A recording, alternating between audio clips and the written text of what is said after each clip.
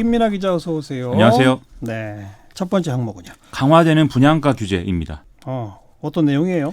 주택도시보증공사가 고분양가 아파트 확산을 막고 주택시장을 안정화하기 위해서 이달 말부터 이 고분양가 관리지역 분양가의 상한 기준을 변경했다. 이런 소식입니다. 구체적으로 어떻게 변경했다는 겁니까? 이 앞으로 서울 전역이나 과천, 세종과 같은 고분양가 관리지역에서 새 아파트 분양가를 산정을 할 때 인근에 1년 이내 분양한 아파트가 있는 경우에는 해당 단지의 분양가를 넘지 못하게 하고 분양한 지 1년 이상 지난 아파트만 있는 경우에는 아파트 분양가의 시세 상승률을 반영하되 이건 이제 105%까지만 제한하도록 하는 거고요. 이미 준공한 아파트만 있는 경우에는 주변 아파트의 평균 매매가를 넘지 못하게 하겠다라는 내용입니다.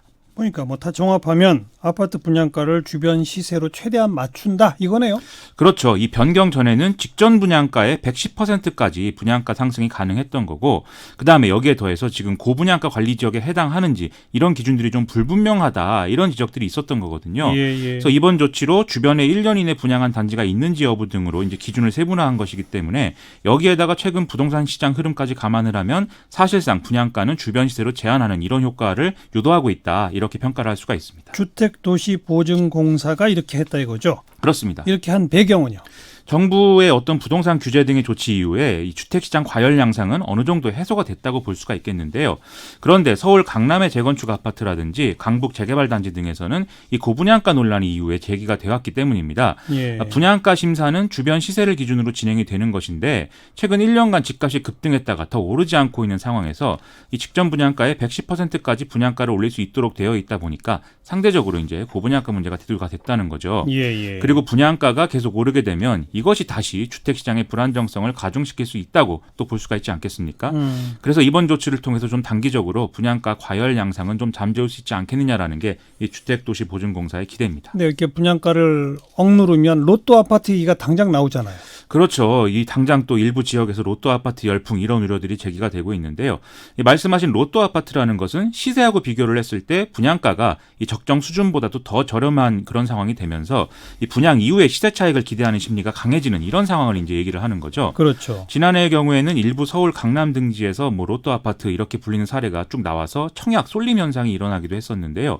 거기다가 지금은 또 정부의 대책에 의해서 주택담보대출이 상당히 제한되어 있는 상태 아니겠습니까? 그렇죠. 그러다 보니까 이것도 결국 현금 부자들이 수혜를 입게 되는 상황이 될 수가 있다. 이런 우려도 나오고 있습니다. 네. 그리고 이런 분양가 규제를 좀 피해가려고 후분양을 하는 경우가 생기고 있다면서요? 그렇습니다. 이 아예 아파트를 지은 뒤에 입주자를 구하는 후분양제로 좀 선회하는 경우도 나올 것으로 또 예상이 되고 있는데요.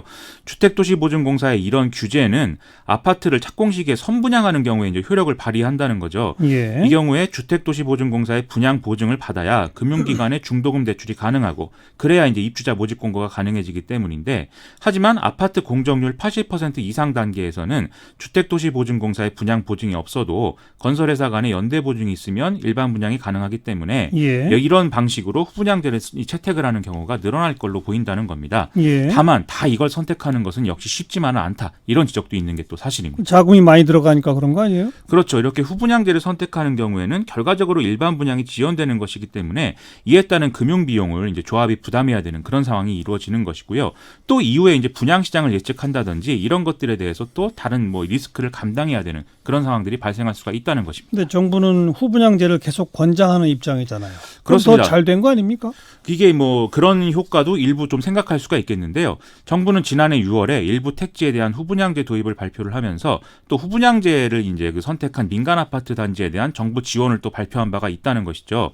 이 선분양제라는 게 1977년도에 주택 보급률이 낮은 상태에서 대량 공급이 필요해서 도입된 제도인데 분양권 투기라든지 또 소비자의 선택권이 제한된다든지 이런 부작용들이 그간 논란이 되지 않았습니까? 그렇죠. 그래서 참여정부 때 후분양제 도입 방안이 발표됐지만 이때 이제 건설업계가 반대해서 시행이 안 된 그런 상태였던 건데요. 예. 그런 점에서 이번 조치가 자연스럽게 후분양제를 좀 시장에 안착시키는 그런 계기가 되는 거냐 이것도 좀 주목해 볼 수 있는 대목인 것 같습니다.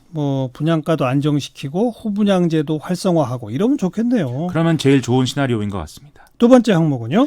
두 고래 사이에 낀 대만입니다. 대만, 미국이 대만을 국가로 인정했다 그 얘기잖아요. 그렇습니다. 이 미국 국방부가 지난 1일 날 발표한 인도 태평양 전략 보고서에 대만을 국가로 규정한 대목이 있다. 이런 보도가 나왔다는 건데요.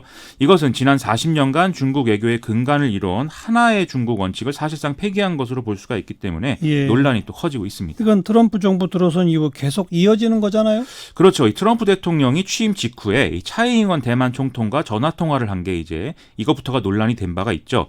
이 미국 대통령이 대만 총통과 통화를 한 것 자체가 1979년 이후에 처음이라는 거였는데요. 여기다가 최근에는 존 볼턴 백악관 국가안보 보좌관이 대만 안보위원회 사무총장을 직접 만나면서도 또 논란이 됐었습니다. 예. 또 대만에 미국이 무기도 판다면서요.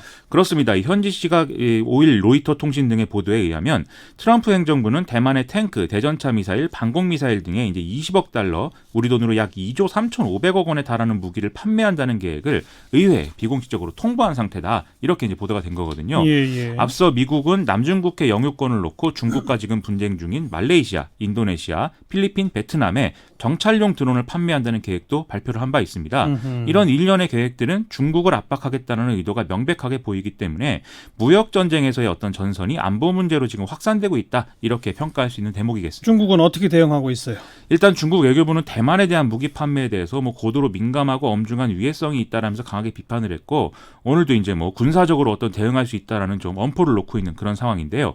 그리고 미국 보잉사가 중국 항공사에 대규모 여객기 공급 협상을 진행 중인 상황인데 여기에 대해서 중국 정부가 지침을 주지 않아서 협상이 안 되고 있다. 이런 소식도 전해지고 있습니다. 예. 더불어 중국이 신뢰할 수 없는 해외 기업 명단을 발표하는 방식으로 미국 기업들에게 타격을 줄 것이다. 이런 보도도 나오고 있는 상황입니다. 그런데 대만은 지금 이 상황을 어떻게 보고 있어요? 말씀드린 대로 고래 사이에 낀 새우의 심정이다. 이렇게 얘기할 수 있을 것 같은데요. 현재 차이잉원 정권은 대만 독립을 추진해야 한다. 이런 노선입니다. 예. 그래서 중국은 차이잉원 정권을 견제하기 위해서 외교안보는 물론 경제 분야에서까지 전방위적인 압박을 가하는 이런 상황인데요. 예. 실제 지난해 지방선거에서는 대만 독립 노선이 중국을 자극해서 대만의 경제가 어려워졌다. 이런 인식들이 유권자들 사이에 커져서 집권 민진당이 패배하는 이런 상황도 일어났습니다. 예. 그런데 올해 초에 시진핑 중국 국가주석이 대만 통일을 위해서는 무력 사용도 불사할 것이다. 이런 말을 하면서 오히려 집권 민진당의 지지층이 또 결집을 하는 이런 상황이 일어났는데요. 네. 내년 1월 11일이 대만 총통 선거가 있는 날인데 이런 일련의 상황들이 차이잉원 총통 재선에 어떤 영향을 줄 것이냐 이것도 좀 관건입니다.